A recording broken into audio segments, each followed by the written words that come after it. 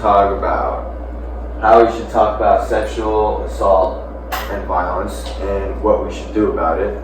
This is Sherif, Fahmy. Aracena. And I'm gonna give you guys a minute to write about what's the first thing you think about when you hear about sexual violence and how it happens. And then on the other side, you would want to maybe write somebody you know that was victim to sexual assault personally, or it doesn't have to be too personal, Okay, so what is sexual assault? RAINN, which is Rape, Abuse, and Incest National Network, an American nonprofit anti-sexual assault organization that is the largest in the country, defines it as sexual violence as an all-encompassing legal term that refers to crimes like sexual assault, rape, and sexual abuse. Sexual assault is really a controversial. You don't really know when somebody says sexual assault what to really think about it. It could be just catcalling. It could be so many different forms. And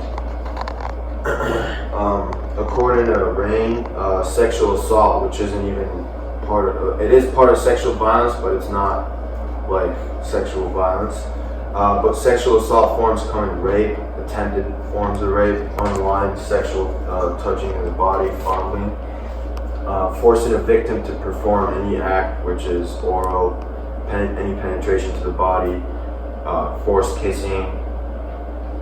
Yeah, it's very uncomfortable to talk about such thing. That's why it's very important at the same time to have a good understanding of what it is, because it's not really what people want to talk about.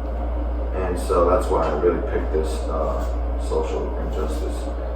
Main categories of sexual violence can be assault, child sexual abuse, incest, and to the intimate partner or any roofies or anything like that, drugs. So Bella talked about RAINN. RAINN is the largest in the country. I'm going to show you guys a video. RAINN has been supporting survivors of sexual violence since 1994. We have teams dedicated to education, prevention, and response. Improving the criminal justice system. And changing the way America thinks about sexual violence. Our hotline is 100% confidential. It's anonymous, it's safe, and free. Whether you're looking for information or just want someone to listen, we'll be there. Through the media, entertainment industry, and colleges across the country, we're making sure the public understands the reality of sexual violence and asking everyone to join us in the fight to end it. We work with companies, schools, government agencies, and other organizations to develop policies and provide training to create a culture of safety. We're leading the national effort to remove barriers so that survivors receive the justice they deserve. And helping to pass laws to end sexual assault and make our communities safer. You are not alone. You are not alone. You are not alone. Porque siempre voy a atender a tu llamada. Because I'm here to support you with what you need to heal. Because I will work to prevent violence and to create a safer future. Because I share your story. Because we. Because we will fight for you. Because we stand with you.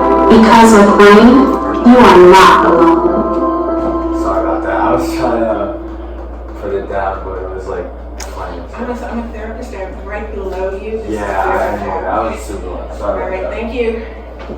So that's a good part. Yeah, so the volume was too high, but the thing wasn't going up or down. So RAINN is the largest anti-sexual violence in the country. It has a hotline that's 24/7 open to victims or survivors or anything like that want to share their stories, aren't comfortable doing it on social media platforms. And it's a very, I think 93% of every dollar that's from donations goes directly to programs that support survivors. And so it's a great way to navigate. Just there's more of the social justice. organizations like No More. No More is also great. I'm gonna go through like each of these websites because they're very interesting. They have like, so No More, you don't donate, you directly buy one of their products, and the money of the t-shirts or whatever go directly to other campaigns that support sexual survivors and victims to that. Then you have National Sexual Violence Resource Center,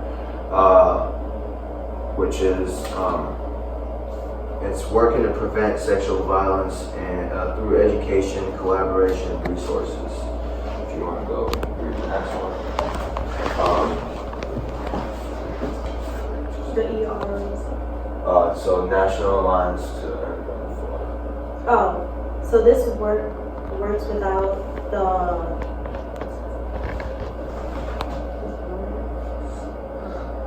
Sorry. It is, works with the law and legislation. Works with the law and legislation. And then End Rape on Campus works to prevent sexual assault in colleges, educating people on campuses about it. And they are currently working on to defeat Texas Senate Bill. Defeat is Texas Senate Bill 576. 576, which makes failing to report campus sexual violence a misdemeanor. So this is Twitter, their Twitter. This is their website right here. The reason why I like this a lot is because they have a campus accountability map, and it's crucial for parents to understand there's resources like that it should be a critical factor for parents picking colleges for their children. This map is, I can just show you right here, access it. So basically it defines why we need this map. It's to view the in-depth information of each institution's sexual assault investigation policies. Every university has different investigation policies. How the prevention efforts that's been made, the support and resources, whether they have contraception or like emergency, like health centers for survivors. So this map and this website allows the users to compare different schools, gain a better understanding of what each policy looks like across the nation. And they show here their funders and supporters, and they have statistics and followings. So this is so affirmative consent policy. That's basically what it means is there are two partners that had any form of sex, relationship or whatever like that, and one of the partners may have not directly not consented for this, and so affirmative consent policy is when a partner nudged him or just gave him any sort of like she wasn't comfortable, she was too drunk, she didn't want to say anything, like so many different, like she said like let's cuddle. I'll later show you guys what consent means and what are forms of people. There's a picture that I'll show you for that. And so here they have 5 requirements. End of rape on campus. This organization, they have 5 different requirements, which is consent is voluntary, affirmative, conscious agreement. Consent can be revoked at any time. A previous relationship does not constitute consent. Coercion or threat of force cannot be used. A person who is incapacitated by drugs or alcohol, or is either not awake or fully awake, is incapable of giving consent. So I'll show you guys the map, and we can even go to URI.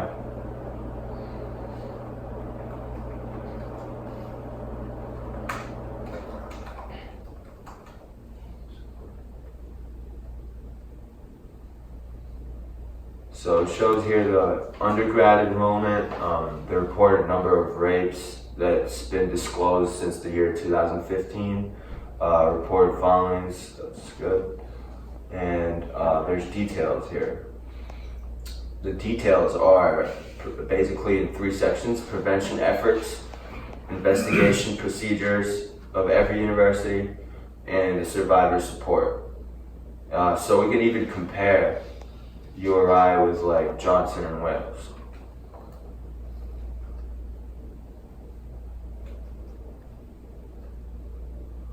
So if we can compare, I actually saw that Johnson and Wales have way better resources for survivors. The university has sexual assault, URI has sexual assault prevention training that is in person and includes bystander intervention, which is so as Johnson and Wales. URI has a clear definition of sexual assault that includes acts other than intercourse, but they don't have an affirmative consent policy. But Johnson and Wales does, so you can compare it in that fashion. The university does not forbid retaliation against survivors in URI, but at Johnson and Wales they do. At URI, there are survivor support. There are student health does not mention anything about the sexual assault center. They don't appear to have these resources. I think there is emergency contraception at URI, but when I read about Johnson and Wales, they were a lot more ready for, because maybe they're in the city, and so. There's also hashtag not okay. Oops. Hashtag not okay, which is a Twitter raised by Kelly Oxford, who was subject to sexual assault and held a campaign online on Twitter that a lot of people were brave enough to share their stories on that platform about how I think, actually, I can even show you, like, it's kind of funny, but it's not funny, but it's funny how it raises so much attention when you can just tweet something nowadays. So that's literally what her tweet was. If you guys want to read it. They can read it. And it literally prompted so many. I think she has like over like 500,000 followers right now, of people just tweeting something not in any detail. Like some other tweet was like, I was 12 and he went to jail. I'm not gonna give any details. And so like, it is a campaign for survivors to. The reason why I think this is important is because you could go through a sexual assault and keep it and restrain it to yourself for so long that it could actually mentally and emotionally affect you when you don't even know it does. And by sharing it, it just like unleashes a lot from out of you. Like, what do you think? Yeah, I mean, I do have a personal experience with sexual assault, and it was like by the bus stop, so like I'm kind of like traumatized to take a bus stop with myself now. So yeah, it's definitely important to just, you know, it's like therapy, like to let it out. There's a consensual project, and this is interesting for people that are assaulters. They have different sections that you can literally step up your game. Consent and means no to banners. Here, I think this is where I was. I'm trying to find what a clear definition of consent is and what isn't. So this is what I was trying to find here. So this is all what is not consent. If she says, or he says, let's just cuddle, I'm not sure, no, I have a headache, maybe later, texting, I've been drinking, let's just go to sleep, let's cuddle, I don't know what's that, but these are all ways of someone that's not comfortable in a situation.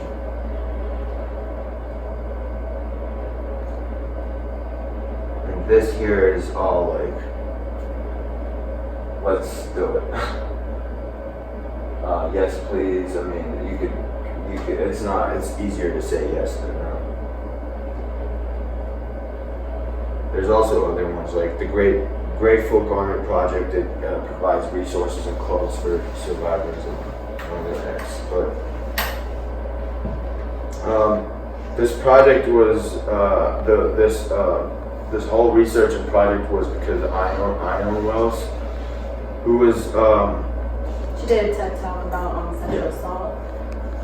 and she's just a young, brave female student with a writing degree, studying language and literature in the University of Oxford. And she started her third year in that and final, which is only 3 years in England. And she was victim of sexual assault in London at a bus stop. And she's so brave, like the way she just talks, like honestly, I wouldn't even be able to stand in front of people like that. And she just she wrote a letter to the Salter through a university newspaper, and so many people were brave enough to share their stories. And she raised the campaign #NotGuilty on Twitter. She has like over 2 million views from this video. So I'm gonna show you this video because I think it's very important to like learn from this lady how she talks and how she's so brave about this.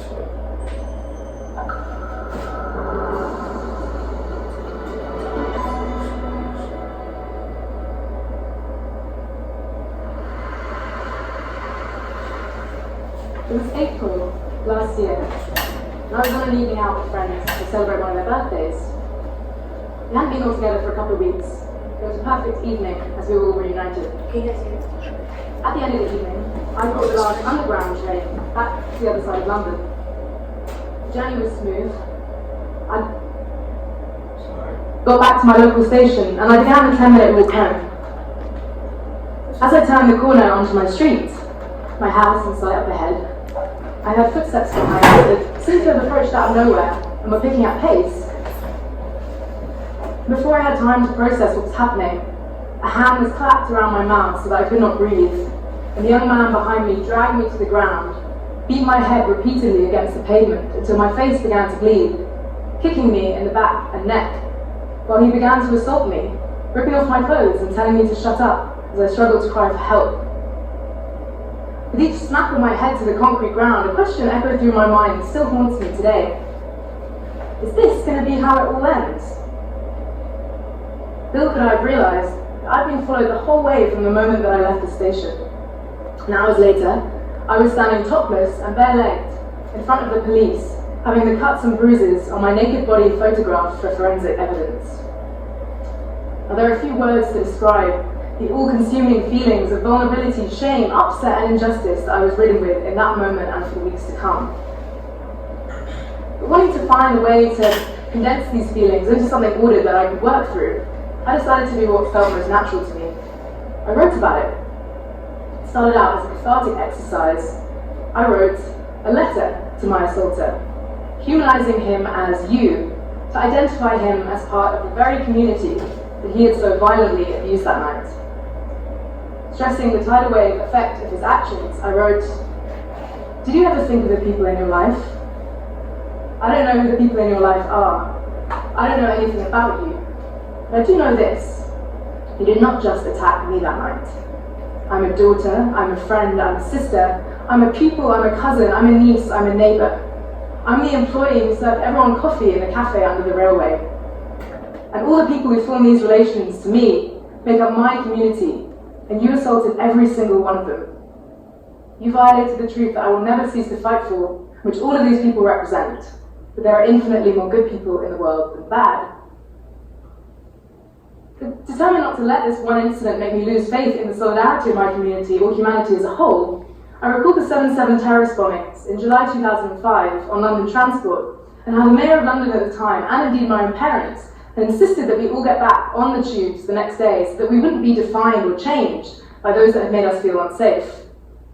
I told my attacker, You've carried out your attack, but now I'm getting back on my tube. My community will not feel we're unsafe walking home after dark.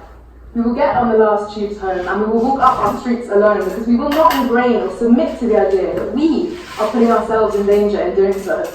We will continue to come together like an army when any member of our community is threatened. And this is a fight we will not win.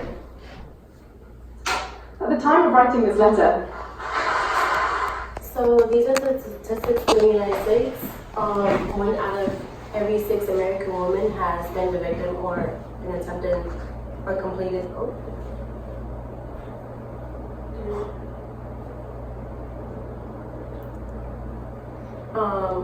rape in her lifetime, and 17.7 million of American women as of 1998 are victims of rape that are female. And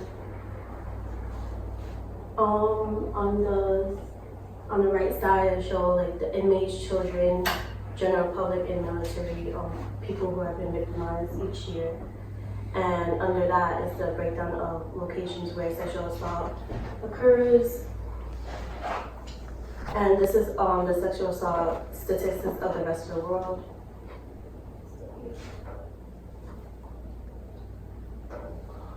So, does anybody want to share what they wrote on the note card, or what they think sexual assault is?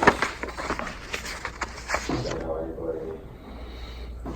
So when you said what first comes to mind is rape, date rape, and then the fact that they usually know their assailant.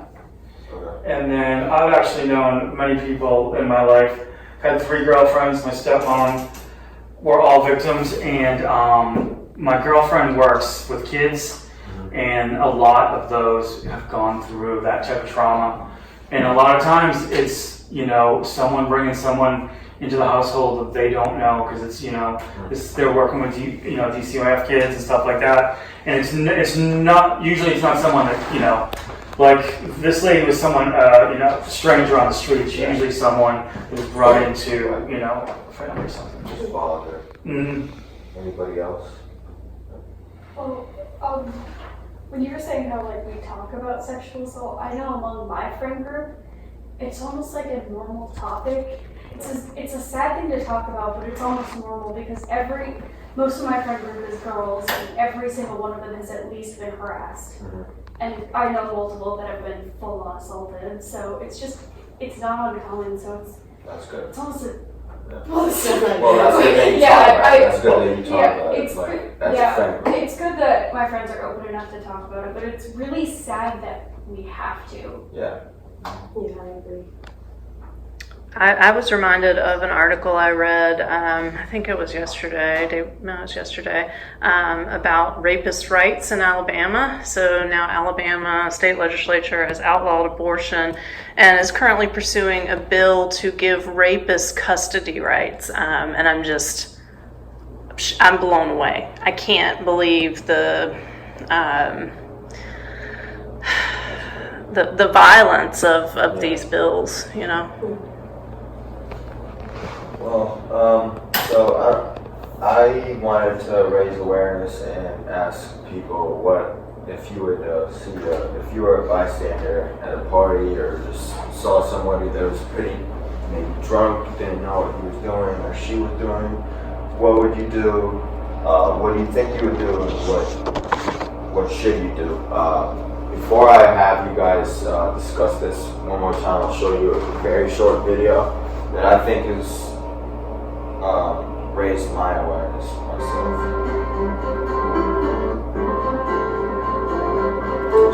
That would occur for each other. So how does this actually work? There's not just one right way to act, but the first step is always to detect the risk. You have to actually notice what's happening and interpret it as a problem. When you're out for the night, it's easy to get caught up and not pay attention to what's going on around you. But what if you see someone who seems like they've had so much to drink, and someone is trying to hook up with them, or paying them unwanted attention, or separating them from their friends? It's okay to just ask, are you alright? Or do you need help finding your friends? This simple step lets the person at risk know that you have their back, and it lets the person putting them at risk know that you've seen what's going on. Oftentimes, that's enough. But if you think there's a problem and aren't comfortable getting involved, another thing you can try is to distract the people involved. Do something, anything to create a commotion or change the focus. Spill a drink. If the lights are off, turn them on. If they're on, turn them off. Cut the music or ask, who wants pizza? This creates an opportunity for you to try and get one of the people involved out of there. Sometimes, stepping up means recognizing that someone else may be in a better position to help. That doesn't mean do nothing and hope someone else will magically appear. It means slowing down or delaying the situation to give you the time to get help. Find a friend of the target, or text someone who knows the person whose behavior is worrying you. Nudge another bystander. It's possible they've noticed too, but we're also unsure of what to do. And you can always contact public safety. Finally, if it's safe, and only if it's safe, you can intervene directly. People step. So, direct intervention, that was the last.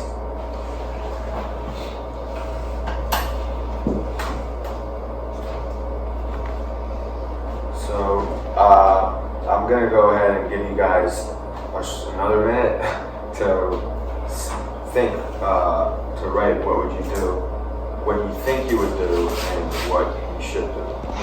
What you do, I think, tell someone, alert, and like even if it's your friends, a bouncer, like, hey, listen, look at this, you know what I mean? Just so other people are aware of the situation you're looking at.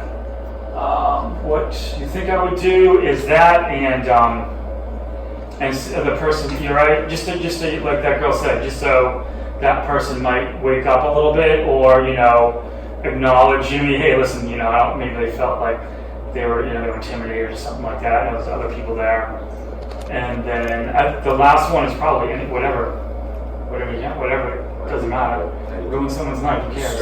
Like, you know what I mean? Like, whatever happens today, close the place down, like, it don't matter, it's, who knows? Because that could have one night lasting effect for someone for, the rest of their lives. You could even ask the survivor, is everything good? Is everything okay? I think that's like the least you could do. Anybody else? Well, I know that if I saw that, I would definitely be the type to intervene and at least ask the person if they were okay. And if it was a situation, I've heard of situations in which, like, the person isn't drunk, but, like, someone's harassing them, that you pretend to be their friend, and you're like, oh my god, I haven't seen you in forever, and kind of pull the person away. I've heard of that strategy. That's a really good So I kind of keep that in the back of my mind whenever I see someone. That's yeah, my friends do that all the time. We have like signals if someone's like bothering us. Like, Yeah. we do like a signal and we're like, oh my god, like, let's go to the bathroom, I want to go to the bathroom, or something like that. Yeah. Anybody else? These are really helpful for me because I feel like I do the first three things. I have no problem noticing, interpreting, and saying, "Oh God, I need to do something." It's knowing what to do. Yeah, that's and then implementing that. That I think all these strategies are really helpful for me to hear. And I like how in the video, like gradually, like it's like small steps where it's, first just addressing the situation, recognizing the situation, and then gradually gets more direct as far as the intervention. So rather than just outright jumping in and being aggressive with that, because I feel like for me that might be my tendency if I see someone trying to take advantage, like that riles something up with you a little bit. But to say, take small steps towards rather than making it, because that can also make the situation worse. I recognize that. So exactly. Kind of taking those small steps to gradually kind of assert yourself into the situation and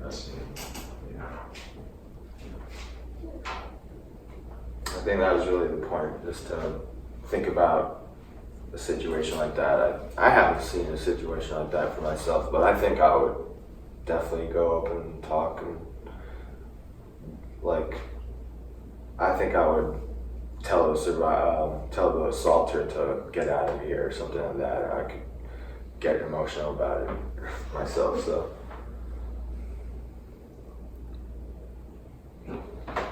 Oh, so these are from the change.org that I found, like, petitions about this. Just copy it.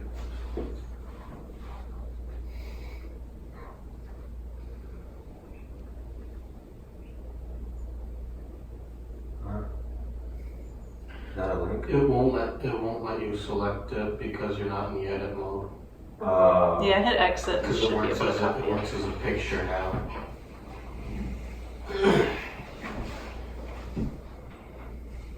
No, you can go in there and select it now. It's just as a slideshow. It's a picture. Unless you embed the link, right? If you embed the link, you can still Yes, click it. that's different, but you can't copy anything otherwise. Who's watching the World Cup? The Women's World Cup. I can't watch sport. I don't watch sports. Okay. I've heard about it, but I also don't watch sports. I just saw the Google banner today. Oh yeah, the Women's World Cup is on. I think the US plays at 3.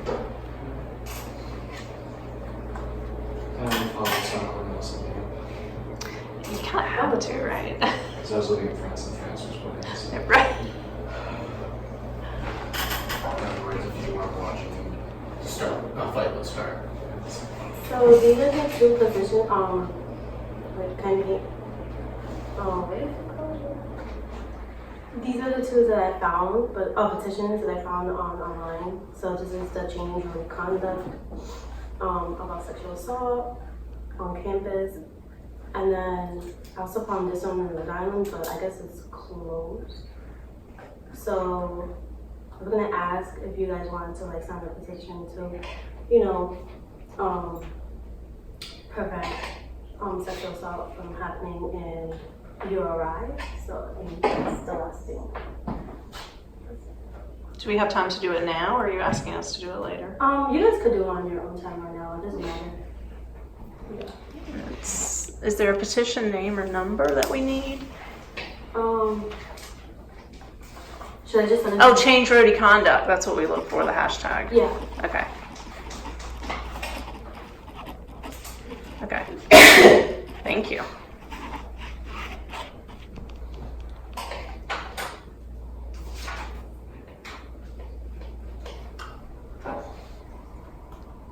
Any comments? We had a survey, but we realized we had to pay for it. And yeah, we could still do a survey. Yeah, why don't you just type up 3 quick questions and answer. I had the questions in my mind. Or you can write them up there or whatever, however you want to do it. Okay. Should I just say the questions? I have them right. Yeah. So the first question would be, what organization stood out the most for you, and would you consider using any of the campaigns or organizations that we had? And lastly, what do you think we could have done to make this more of discussion effective and send a message? The last question, you mean about your presentation or? Yeah. Okay. So a round of applause and then we'll Yeah. do